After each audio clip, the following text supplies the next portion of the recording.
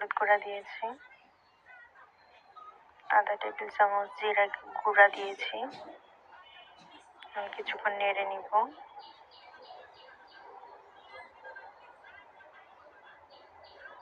পরিমাণ মতো লবণ দিব।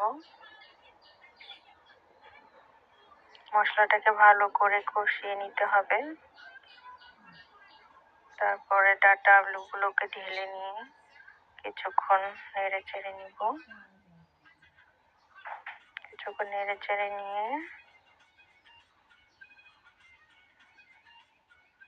কিছু পানি দিয়ে দিব।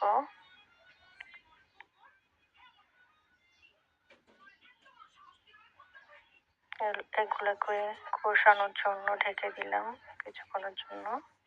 কষানো হয়ে এলে আবার কিছুক্ষণ নেড়ে চেড়ে